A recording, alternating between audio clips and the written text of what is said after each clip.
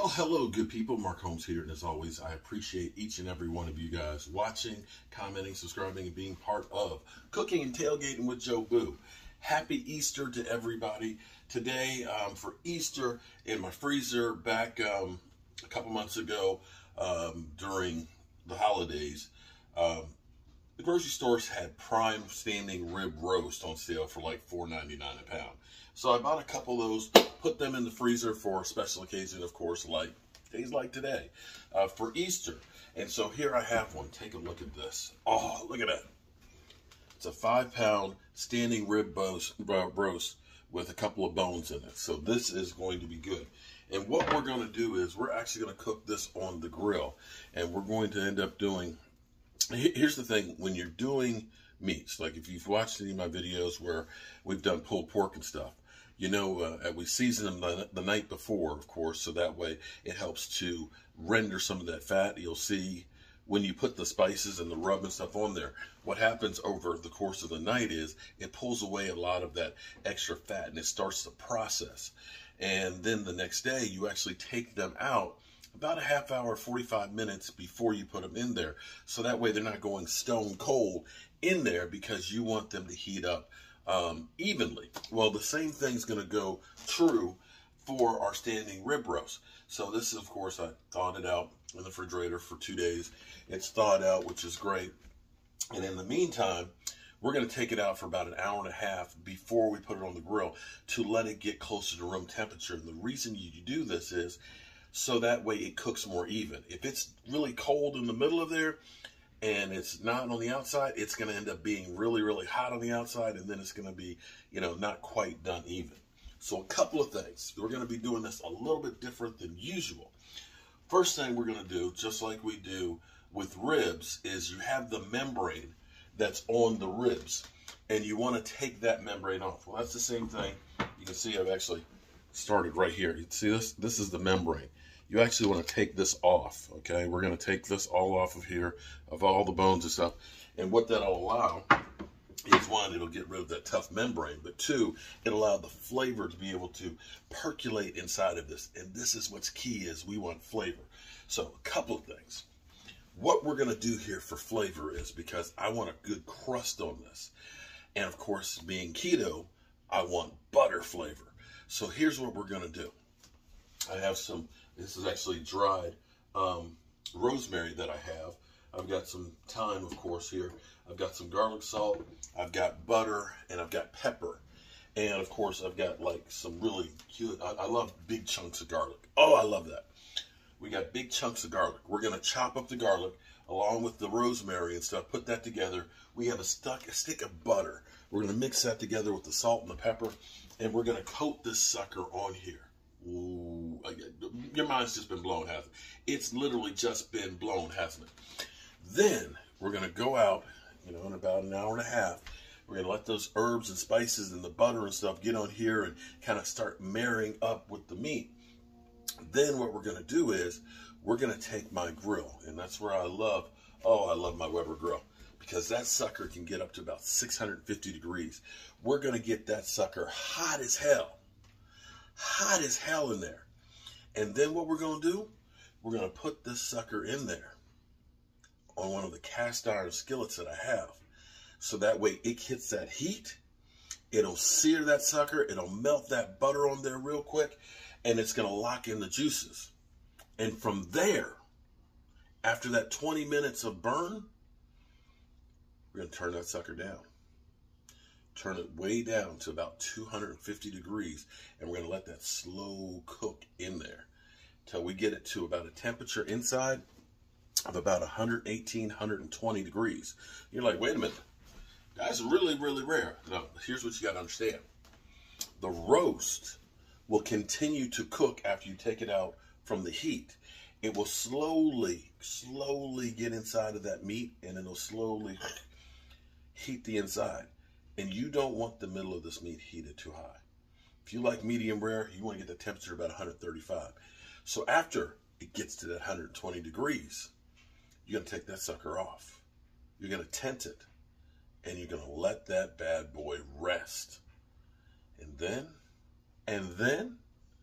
you will slice off perfection. So let's get to this now. Let's start getting this stuff seasoned and ready to go.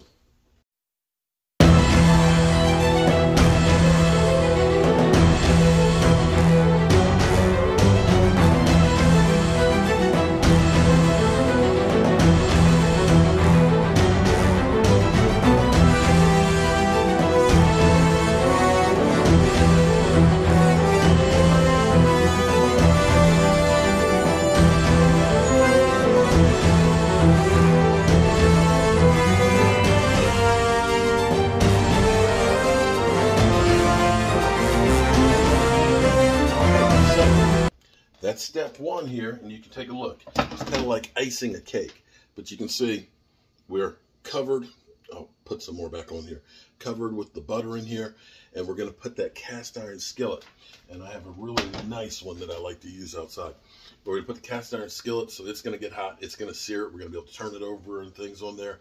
The butter will come off. The juices will come off in there. And we'll put a little bit more juice in there so that way it doesn't just burn. We want this thing to be able to marinate with that great taste, that great flavor and everything else. And all these herbs and spices that we put in here with that butter, they're going to melt and get seared into the meat, and it's going to be flavorful. Oh, it's going to be flavorful. Can't wait to get this going. So we're going to probably start cooking this probably about 1:30, 2 o'clock. So we'll do the first 20 minutes. That'll get us to 2, and then it'll be about another hour and a half or so for it. Depending on the of course, the temperature of it. You want to get it to the temperature that's correct. And I like to use a digital thermometer in there so that way I know the perfect temperature. So we're going to let this thing do its thing, and we'll be back here in about an hour and a half. Well, good people, we are out here actually with our grill. Here's the thing. It's kind of like anything in life. You got to make sure that you get something that's going to do the job. I've had inexpensive grills before in the past that have done okay, but sometimes you got to go ahead. If you're really trying to get that stuff together and get it right, you got to get something good. The great thing about this grill is it has actually this piece right here, this extra burner that's a shear burner.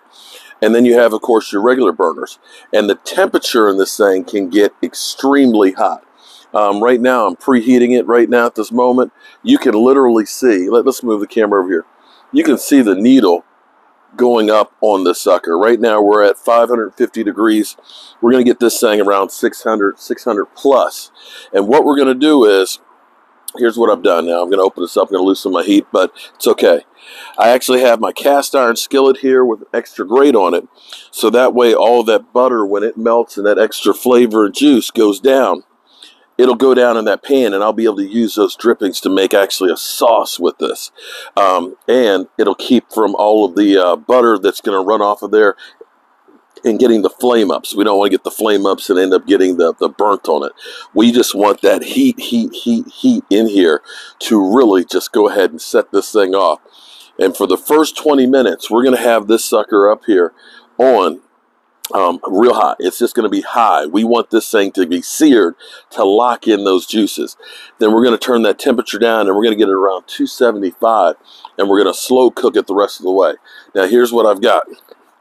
This is a digital thermometer, and you see it sitting out here in the sun, so it's actually got 95 degrees out here. But we're going to actually use this one. The nice thing about this is this piece right here will be here, and you can see the temperature. Now you can see I've picked it up, and now that it's not sitting over there in the heat, you can see the temperature's dropping. But it also has this other piece right here that supposedly works for up to 300 feet. So I can actually be inside the house and have this, and it's got an alarm on here. You can set it for beef or chicken and all that, or taste. I've actually set it for the temperature set of 125, and that's what I wanted to get. I actually want to get it about 118, 120 when I take it off. And right now, we're almost back up to getting close to 600 degrees. So we'll hold on real tight and get this thing really hot, and then we're going to put this thing in for 20 minutes, really hot. Oh, one other thing too. What we want to do is from time to time, we want to come back through and baste this a little bit. So here's what I have. I actually have some beef broth in here with a little bit of olive oil in it, and I've got some thyme in there as well as some garlic. So this is going to make like a steam that's going to help keep that nice and moisturized. The meat's going to be nice and moisturized and got a lot of flavor and stuff in there, and we'll be able to mix this as it reduces down inside of here with the drippings from the roast. You'll get all those flavors together, and it's going to be good. Oh, it's going to be good. I can't wait. And you can look and see how, look how pretty that is right now. Oh, man. The only thing I wish this had a glass door on it, so that way we could actually watch it cook.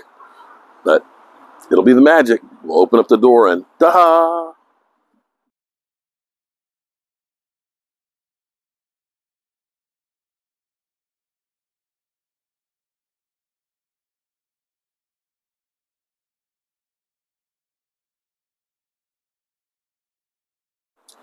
Okay, so we're closing in on our 20 minutes where we've had that temperature up there high as can be, where it's just like seared the outside of that piece.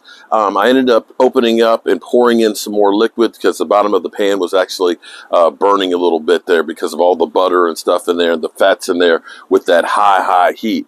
And we're going to go ahead, and what we're going to do is we got to put in our probe.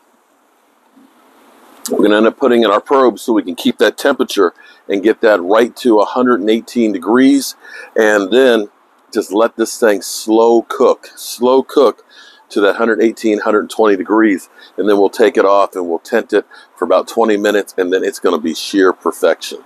So from basically, you're going to be looking at it roughly about 20 minutes per pound.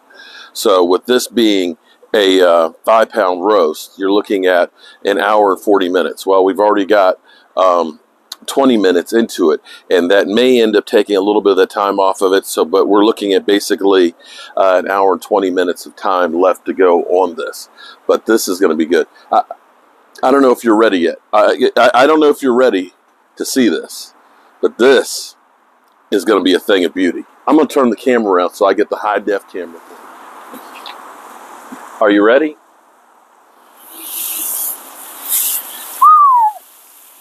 Look at that. Oh, man. We got our probe in here. We're going to turn the shear off on this, and then we're going to turn this down because we want to get the temperature down to about, cooking at about 250, 275. So that's a look at what this thing looks like. Oh, my goodness. You can see right now our temperature is at 64.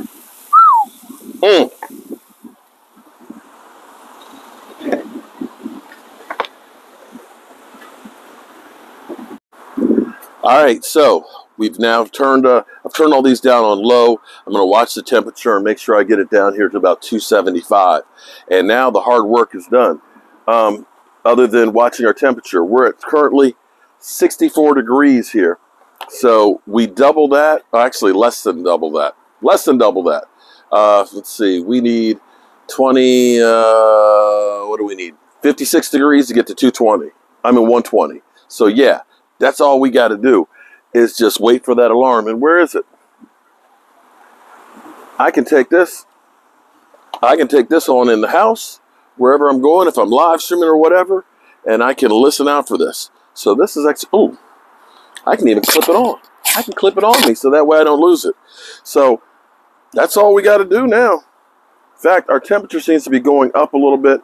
I may need to actually I'm going to turn off one of these other ones to make sure it goes down some more, because this sucker puts out a lot of heat. But this is basically more just indirect heat that we want. And I'm going to keep watching the temperature.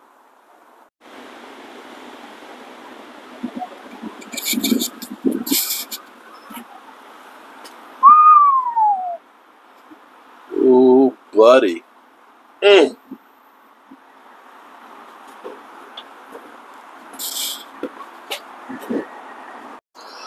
Okay, so it has been another hour and 20 minutes, almost down to the second.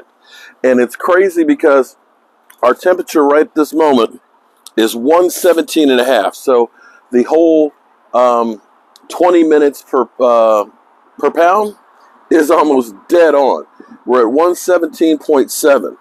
And you can see my temperature here having this down almost completely on just 2 burners on here on low.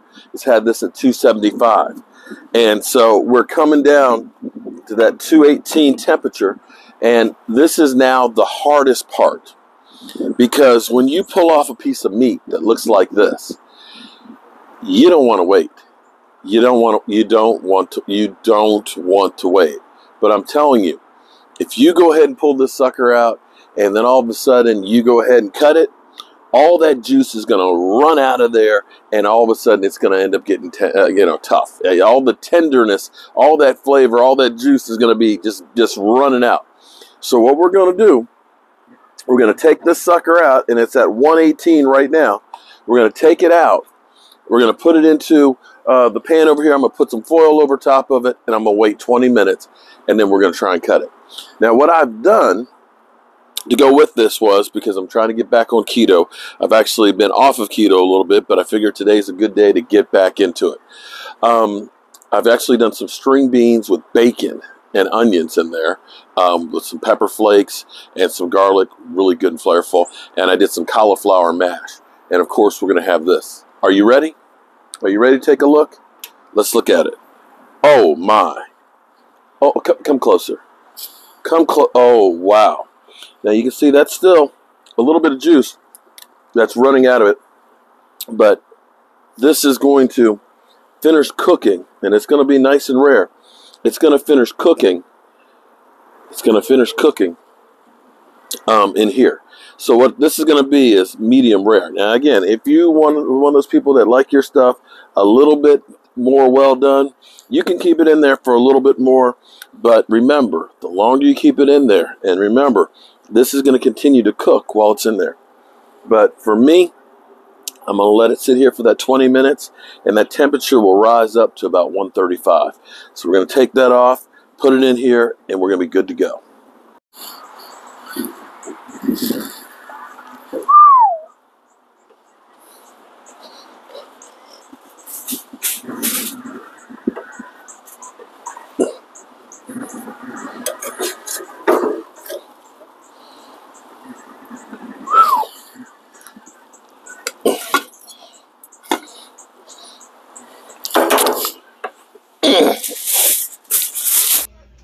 Alright, so it's been resting for 20 minutes. Let's take a look at this now. Oh my goodness.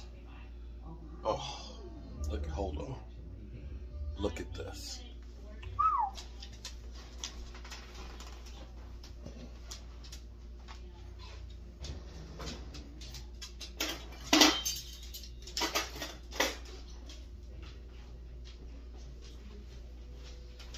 Alright. Let's check it out. You see that crust on there? Oh, wow. Look at that. Oh, guys. See, letting it rest lets that juice coagulate. Look at that. Oh, my God. Look at that. You got, okay, are you ready? Are you ready? Oh man, the herbs on the outside of this, you can taste the butter, you can taste the rosemary, the thyme, the garlic, the salt and pepper. Holy moly.